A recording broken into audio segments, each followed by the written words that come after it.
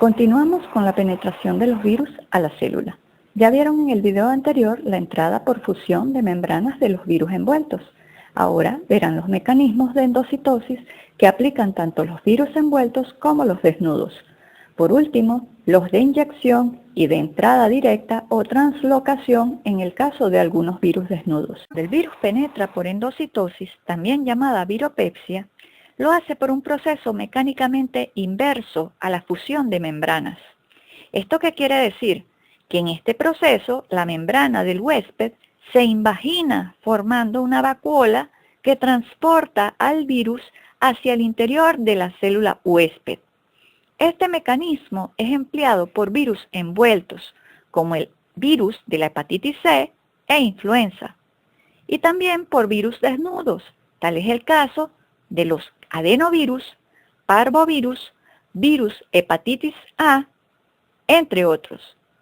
En este proceso se separa una parte de la lámina lipídica para la formación del endosoma, sin romper la continuidad de la membrana citoplasmática. Una vez que se forma la vesícula endocítica, su destino va a depender de sus interacciones y señalizaciones con el citoesqueleto. En algunos casos, el virus requiere que su material genético permanezca en el citoplasma, mientras que en otros debe ser transportado hasta el núcleo. Como ven en la imagen de la derecha, en el caso de los virus desnudos, como el adenovirus, la partícula viral se adhiere a la membrana, luego ésta se invagina y finalmente el virus escapa del endosoma al citoplasma. Posteriormente, las células someten a sus endosomas a un proceso de acidificación por medio de bombas de protones instaladas en la membrana. Y frecuentemente ese cambio de pH induce modificaciones en las proteínas virales. Esto es necesario para que continúe el ciclo replicativo. En esta imagen pueden observar cómo los cambios en el endosoma de la célula favorece la liberación del genoma del virus de la hepatitis C al citoplasma. Existen distintas rutas de endocitosis, como se observa en esta otra imagen. Hasta el momento se conoce que los mecanismos mejor estudiados son las endocitosis mediadas por clatrina, caviola y macropinocitosis, a pesar de que se han investigado numerosos mecanismos independientes de clatrina y caviola. En cuanto a la ruta mediada por la clatrina, los estudios de microscopía electrónica han demostrado que algunos virus, como los adenovirus 2 y 5, se acumulan en gruesas regiones de la membrana que son vesículas rodeadas de clatrina. Estas vesículas se ensamblan en la cara interna de la bicapa lipídica, como se ve en la imagen, y esto es originado por la activación del receptor de la célula huésped. Pero, profe, ¿y qué es la clatrina? Bueno, este es un complejo proteico formado por 3 cadenas ligeras y 3 cadenas pesadas que constituyen una unidad llamada el triesqueleto de clatrina. Este complejo es reclutado a la membrana plasmática por proteínas adaptadoras. Ahora, la entrada del virus por esta ruta es muy rápida. Tarda 1 a 2 minutos en llegar a los endosomas tempranos y la fusión se puede dar en estos endosomas en aproximadamente 1 a 5 minutos después de haber sido internalizado el virus, o 10 a 20 minutos si el pH óptimo está en los endosomas tardíos. Esta ruta también es usada por virus envueltos, como el de la gripe. Por su parte, la ruta dependiente de caviola son pequeñas invaginaciones de la membrana en forma de copa. Es una ruta importante en la señalización y en la endocitosis asociadas a proteínas G y de membrana. Además se caracteriza por la formación de vesículas primarias endocíticas, dependientes de colesterol, balsas lipídicas y un sistema de señalización complejo que incluye tirosinas, quinasas y fosfatasas. Las caviolinas son el principal componente estructural. ¿Y qué son las caviolinas? Pues estas son proteínas integrales que se encuentran asociadas a microdominios en la membrana plasmática rica en colesterol y esfingolípidos. Y a estos microdominios es a los que se les conoce como balsas lipídicas. La internalización del virus por esta ruta es más lenta y asincrónica que la mediada por clatrina y da por resultado vesículas no acidificadas. En este proceso intervienen las caviolas, pero se puede producir también de manera independiente de estas. En cambio, la macropinocitosis es una endocitosis transitoria, dependiente de actina e iniciada por factores de crecimiento que permiten la internalización de fluido y membranas en grandes vacuolas. En este proceso se forman los lamelipodios o rufles, que son esas extensiones de la membrana plasmática que ven en la imagen. Estos lamelipodios son soportados por red de filamentos de actina. Carecen de revestimiento, por eso son de tamaño y forma irregulares. Esta ruta de macropinocitosis, a diferencia de las anteriores, no requiere de la participación de los receptores celulares específicos. Sin embargo, la participación necesariamente ocurre como consecuencia a la estimulación de una respuesta fisiológica particular. Esta ruta de entrada es usada por numerosos virus, entre ellos el VIH y el herpes simple 1. Esto significa que un virus determinado puede emplear diferentes rutas endocíticas para entrar en la célula.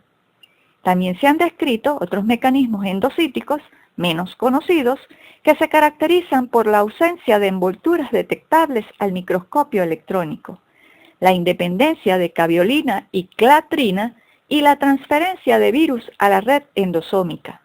Por ejemplo, el dengue 2 utiliza una ruta endocítica independiente de clatrina y caviola, a diferencia del dengue 1, pero dependiente de dinamina. En el caso de los rotavirus, se ha descrito un mecanismo dependiente de colesterol y dinamina, mientras que el BPH16 usa una ruta novedosa aún desconocida, independiente de todos los mecanismos antes mencionados. Además, existen otras rutas endocíticas como la flotilina dependiente o el ARF6 para las que aún no se han asociado ningún virus. En referencia a la penetración por inyección, esta es característica de los bacteriófagos, los cuales insertan su genoma en el huésped por este mecanismo. Los bacteriófagos son virus que infectan y se multiplican en las bacterias, llevando a la destrucción la célula hospedera, liberando nuevos bacteriófagos que reinfectan otras bacterias. Su mecanismo de inyección del ácido nucleico es usado como herramienta para la modificación genómica bacteriana y para la construcción de vacunas a nivel terapéutico, así como también en terapias alternativas para el tratamiento de infecciones producidas por bacterias. Ahora, por último, además de los mecanismos de penetración ya mencionados, se ha propuesto la existencia de la penetración directa o translocación en caso de virus desnudos. Este mecanismo consiste en la perforación de la membrana, bien sea mediante la formación de un poro, a través del cual el genoma se libera en el citosol, o por la translocación de la cápside sin lisis de la membrana. En resumen, en esta imagen pueden apreciar los distintos mecanismos de entrada de los virus a las células huésped. Los tres primeros virus son desnudos o sin envoltura. En el primer caso, el virus penetra la célula en forma directa, por translocación. El segundo lo hace por inyección y el tercero por endocitosis, siguiendo la ruta dependiente de clatrina. Los virus 4 y 5 son envueltos, es decir, tienen envoltura, y penetran la célula el 4 por endocitosis, siguiendo la ruta dependiente de clatrina, mientras que el 5 lo hace por fusión de su membrana con la de la célula huésped. Y en la imagen de al lado, observan bacteriófagos que penetran las células bacterianas por inyección. Pero no crean que el trabajo del virus termina cuando llega al interior de la célula, porque es todo lo contrario. A partir de ese momento, la partícula viral requiere desnudarse, es decir, liberar el genoma viral para que pueda ser traducido y replicado. Entonces, ese proceso llamado decapsidación o desnudamiento viral no es otra cosa que la pérdida de la cápside, y esto es imprescindible para la posterior expresión de los genes. Este proceso se puede dar en forma simultánea o poco después de la penetración del virus. En algunos casos, el ácido nucleico viral puede ingresar de forma libre o como nucleocápside, como ya lo han visto en las imágenes previas. Esto puede ocurrir durante la penetración a nivel de la membrana plasmática, como en los poliovirus o en los virus envueltos para mixovirus y el VIH. Mientras que en otros virus el desnudamiento o decapsidación sucede a nivel de las vesículas endosomales, es decir, posterior a la internalización de la partícula viral en el endosoma. Ese es el caso de los virus envueltos, rhabdovirus, virus de la influenza o arenavirus, y también de algunos virus desnudos. Ahora, los virus que pierden la envoltura en el endosoma por desintegración pierden así su infectividad. Esto gracias a la acción de las proteasas y el pH ácido de los endosomas. Por ejemplo, en el virus de la influenza, así como para otros virus con envoltura, la liberación de la nucleocápside requiere de la fusión de su envoltura viral con la membrana del endosoma. Y esto ocurre después de la acidificación del endosoma, porque con esa señal el ligando viral expone el dominio fusogénico. Pero que quede claro, no se debe confundir la fusión de estas membranas del endosoma y la del virus con el mecanismo de penetración por fusión de membranas explicado anteriormente. Entonces, en resumen, la pérdida de la envoltura, decapsidación o desnudamiento puede ocurrir durante la penetración a nivel de la membrana plasmática, como ocurre en el VIH, o en los endosomas, que es el caso del virus de la influenza, como ya lo mencioné, o a nivel de los poros de la membrana nuclear, como sucede en los herpes virus y adenovirus, como los pueden ver en las imágenes. En conclusión, se puede decir que el estudio de la replicación viral es de muchas maneras el estudio de la interacción entre las distintas estructuras y proteínas virales con la célula huésped. Por eso, la caracterización de las distintas interacciones entre el virus y la célula nos permite una mejor comprensión de los daños citopáticos. Esto es una herramienta que permite explicar las patologías producidas por los virus en los distintos órganos infectados y su manifestación como una enfermedad con características definidas y propias. Como todos los parásitos intracelulares, los virus necesitan de una vía de entrada a sus células blanco para iniciar la infección. En las células animales, los virus envueltos pueden fusionar su membrana con la membrana citoplasmática de la célula blanco o entrar por endocitosis. En este último caso, la internalización no es suficiente para la infección productiva, ya que los virus siguen estando rodeados del espacio extracelular dentro del endosoma. Por lo tanto, los virus que son endocitados deben penetrar, si son desnudos, o fusionar su membrana con el endosoma si son envueltos. Todo esto con el objeto de liberar su nucleocápside al citoplasma de la célula. La mayoría de los virus utilizan la endocitosis como forma de entrada a la célula, porque ésta les ofrece grandes beneficios. Por ejemplo, muchos virus a pH ácido sufren un cambio conformacional que induce la fusión, penetración y desnudamiento de capsidación.